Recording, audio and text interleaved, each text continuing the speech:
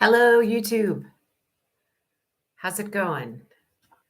Okay, I'm just going to set up Instagram Live and we will get started.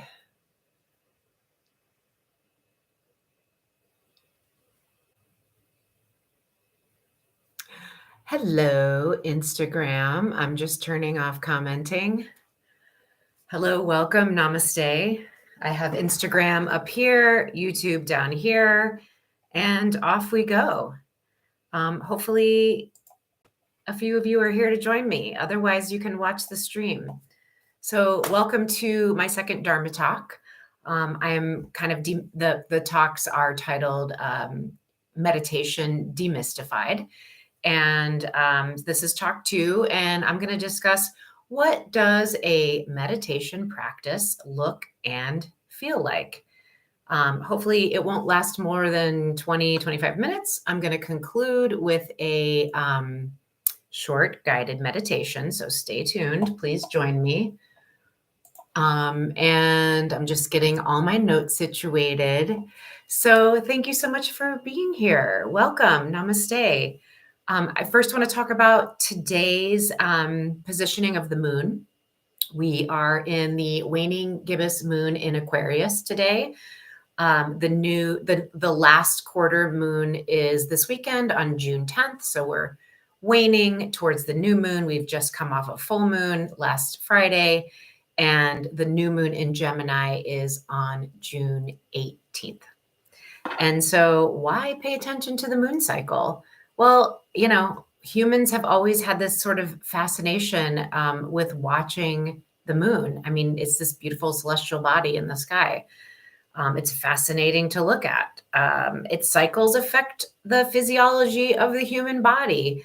And it's tied to our emotional body. So someone once suggested to me, a fellow yogi, years ago when I was feeling a little off, and he said, you should pay attention to the moon cycles and pay attention to how your emotions sort of feel around the different cycles of the moon and different times of the moon cycle. And I started doing that, and it's very enlightening. I've learned a lot about myself. So I wanted to let you know where the moon's at today. So it might help to journal about around each moon cycle, especially starting with the full moon and the new moon, and just kind of ask yourself how you're feeling and write about it. So I have started Planet Prana, which is a virtual meditation space. I'm doing live meditations every Wednesday, the Meditation for All midweek mindfulness break, as well as a new moon and a full moon meditation. And so I was recently having a conversation with a neighbor, and, she's interested in meditation, and she's just asking me, like, what is it? I've never tried it. Do I need it? So a lot of people really don't know what meditation is, what it looks and feels like. So I'd like to talk about that today. So first, I'm going to read an excerpt from an awesome book, Peace is Every Step by Thich Nhat Hanh. There is a blurb on sitting meditation. The most stable posture for meditation is sitting cross-legged on a cushion. Choose a cushion that is the right thickness to support you. The half lotus or full lotus positions are excellent for establishing stability of body and mind. Yada, yada, yada goes on to positioning. And then it goes on to, sometimes we can use meditation in a way of hiding from ourselves and from life, like a rabbit going back to his hole. Doing this, we may be able to avoid some problems for a while, but when we leave our hole, we will have to confront them again. For example, if we practice our meditation very intensely, we may feel a kind of relief as we exhaust ourselves and divert our energy from confronting our difficulties. But when our energy returns, our problems will return with them. We need to practice meditation gently but steadily throughout daily life, not wasting a single opportunity or event to see deeply into the true nature of life, including our everyday problems. Practicing in this way, we dwell in profound communion with life. So Thich Nhat Hanh was a Buddhist monk, incredible teacher. And so yeah, that's one way to look at it, a devoted seated practice. So what is that? What does that look like? So um, let's talk about first, where should I practice? So anywhere you can sit comfortably and quietly and uninterrupted, on a chair, on a cushion, or a couch. So lie down if sitting isn't comfortable, because some of us can't sit for extended periods of time. And also, you don't have to sit for long periods of time, especially when you're starting out. You can just meditate for a few minutes, a minute, 2 minutes, 3 minutes, 5 minutes, whatever you can fit into your schedule, your routine. So one of my favorite teachers that I follow a lot is David G. He's out of San Diego, and he describes a seated meditation practice evolving in 6 stages. And so I find this very, very helpful, especially for people who've never meditated. So the first stage is to settle. So we find our seat, we get comfortable, and we settle. Stage 2, we witness. And in general, we're witnessing the breath. The breath is a mainstay anchor in most meditation schools, and there are many. So we settle, we witness, and then immediately or very soon after we begin witnessing, we drift. Okay. What does that mean? That means our attention is pulled away by some experience. Those experiences may be thoughts, sounds, physical sensations, or emotions. And then you sort of go back and forth between the witnessing and the drifting. So oftentimes when we drift, what starts to happen is we start to judge. So this is stage 4, judge. Stage 4 is like, okay, I'm not doing this right. I'm not cut out for this. This is really hard to sit here. It's boring. Like, we judge. All types of thoughts come up. And we may or may not decide that, we should practice or not based on our judgments. You know how your thoughts go. All right. We all know, if you're paying attention, you know the nature of your thoughts. Generally, they can be quite negative. And then stage 5, I love this one. This is when we give ourselves permission to accept. Another term to use is surrender. That can be an uncomfortable term. So we accept. What are we accepting? We are accepting the fact that we're here, we're sitting, and we're watching, and it's okay. And I'm going to have thoughts. I'm going to have feelings. I'm going to have sounds. I'm going to have a physical sensation. I'm going to have an experience that's going to pull me away from witnessing.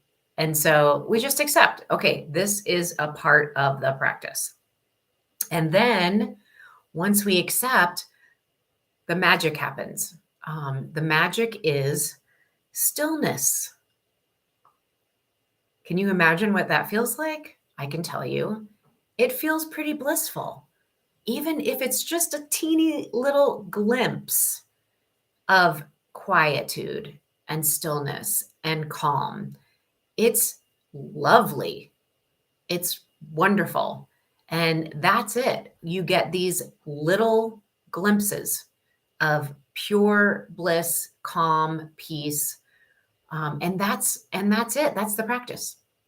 So stages: 1, settle; 2, witness; 3, drift; 4, judge; 5, permission to accept; 6, stillness.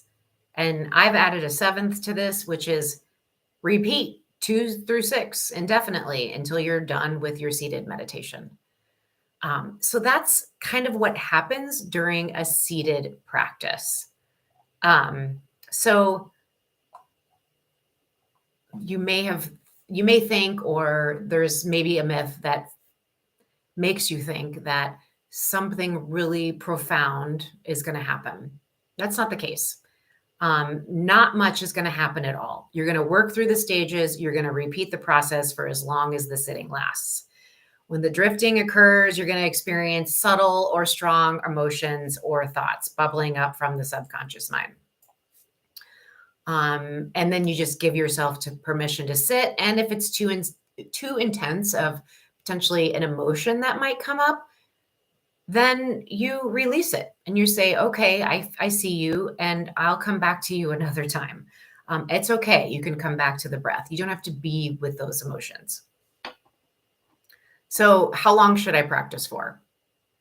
That's totally up to you. How much time do you have? Are you a master of your own time? I You can meditate for as little as just a few moments, and that's okay, especially if you're just starting out. And it can just be a few moments a day. It can be a few moments in the week, like whatever you can do. Do something. And so, what does it feel like? I kind of touched on it. These little moments of bliss. It's very still and it's silent. It might feel like nothing at all. It does feel like a break from the busyness of your day. It feels to me like a purposeful pause, purposely taking the time for myself and to be still and quiet. And it feels peaceful to me. Um, and it may be uncomfortable sometimes, mentally, physically. If you sit for long periods, it can get uncomfortable, but you can move, you can mindfully adjust, and you can be okay. You can lay down if it's uncomfortable to sit. So, so what are some different ways we can practice other than a seated meditation? So it doesn't necessarily have to be a seated meditation practice, which is more formal way to practice meditation or mindfulness. We have access to stillness and silence at any moment of the day. Ideally, it's really nice to have a seated meditation practice as well as, you know, a mindfulness practice throughout the day, sort of awareness and attention of what you're doing throughout the day. Um, so starting with stillness and silence, you can just take a few conscious deep breaths. That's one way to practice during the day, especially if you're busy. Just, okay, pause. I'm feeling overwhelmed.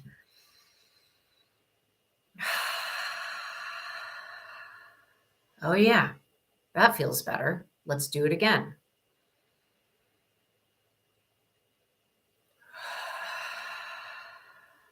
Yeah, just a couple breaths. It kind of works magic, honestly.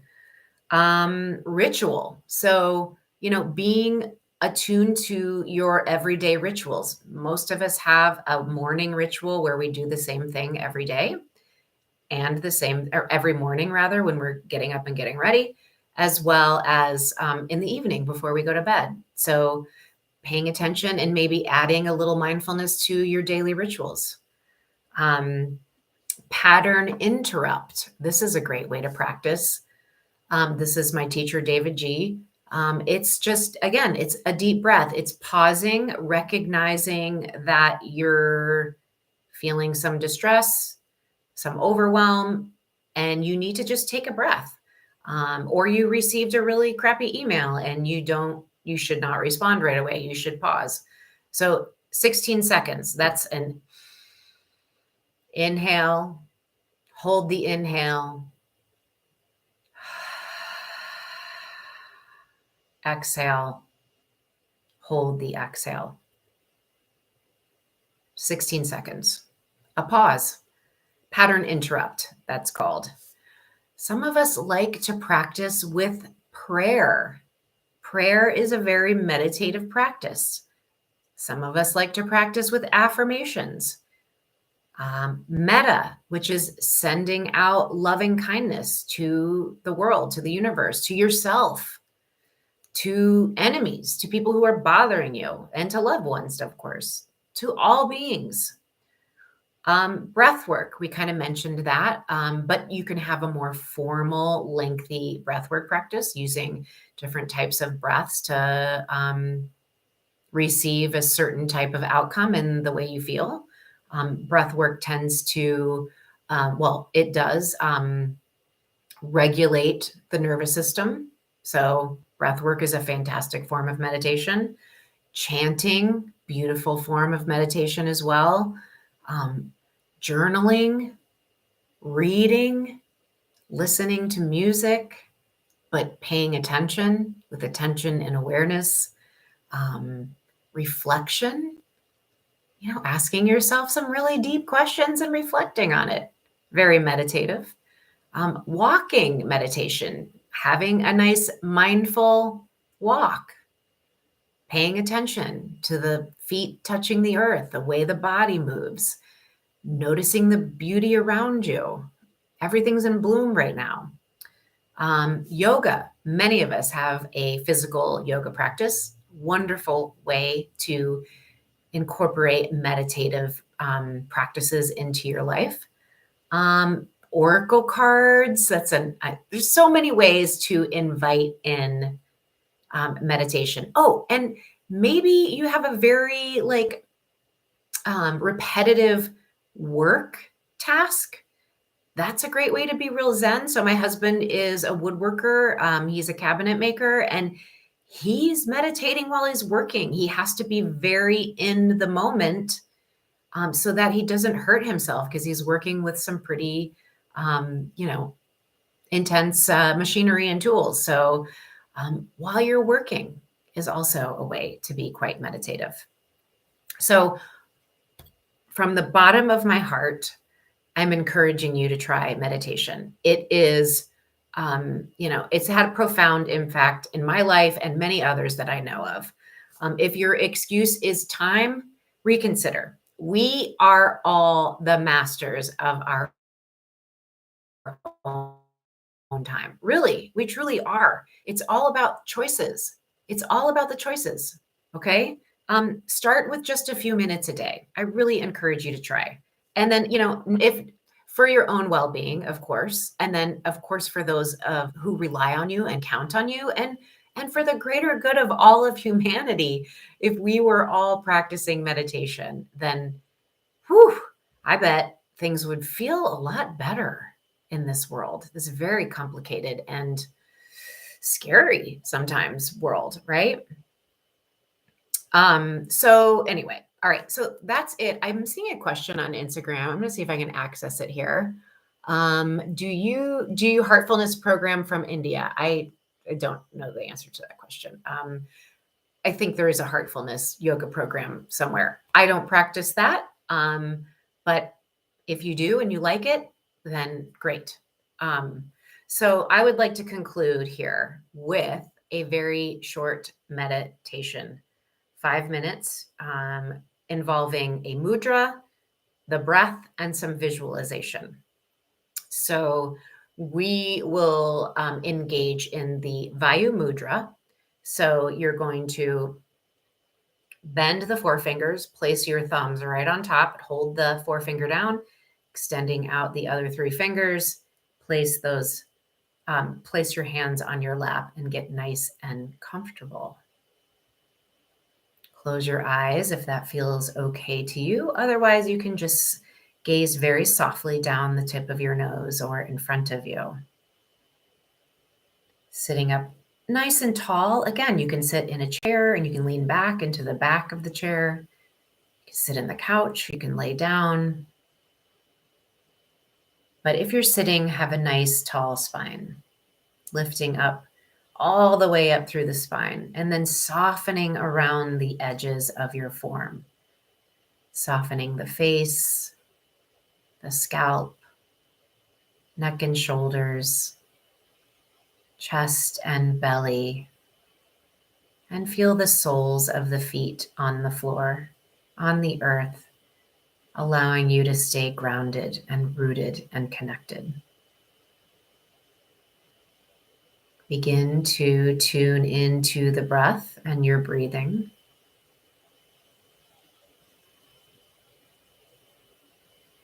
Notice the quality of your breath in this moment, without judging, of course. If you can, comfortably breathe in and out through the nose. And begin to match the length of the inhale and the exhale. So the count of 3 is generally a very accessible count to most folks. So you would inhale to the count of 3 at your own pace, and then exhale to the count of 3 at your own pace. If you have a practice where you can go a little deeper, then inhale and exhale to the count of 4 or 5. And begin to establish this even breath, circular rhythm, inhaling and exhaling. I am breathing in. I am breathing out. Breathing in. Breathing out. Breathing in. Breathing out.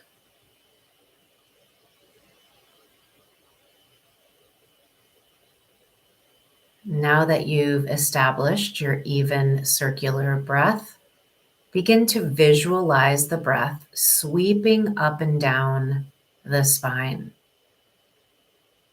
And for today, we'll start at the tailbone, inhaling the breath up the spine to the crown at the top of the inhale, and then on the exhale, sweep the breath back down the spine to the tailbone. Inhaling the breath up the spine to the crown. Exhaling the breath back down the spine to the tailbone. Sweeping breath. And do this at your own pace for just a few more moments.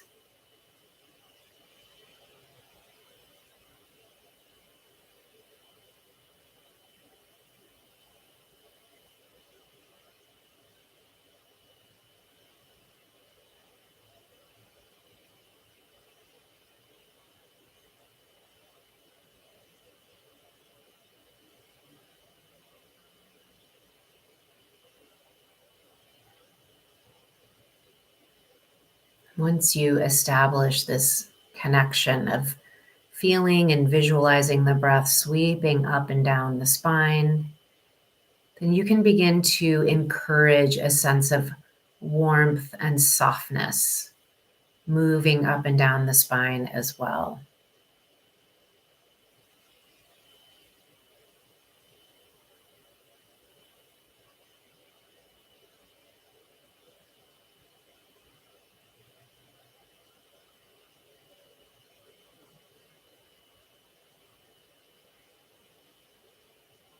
About 10 more breaths here at your own pace.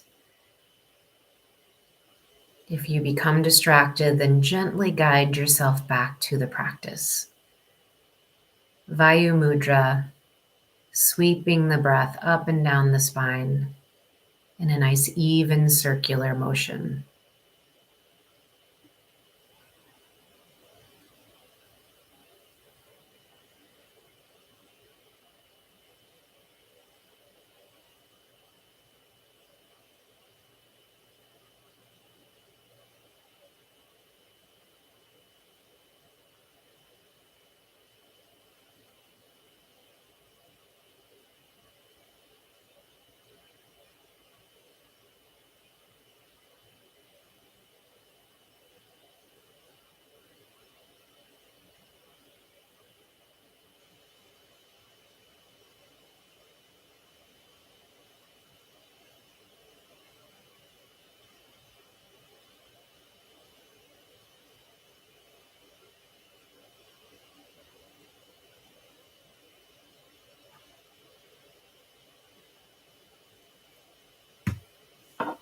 Release all efforts.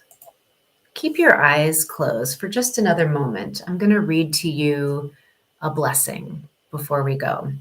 This is from my Wee Moon calendar for the month of June. It's an excerpt from a poem or blessing by Mindy Meltz. May the love of you make us holy. May you be peace.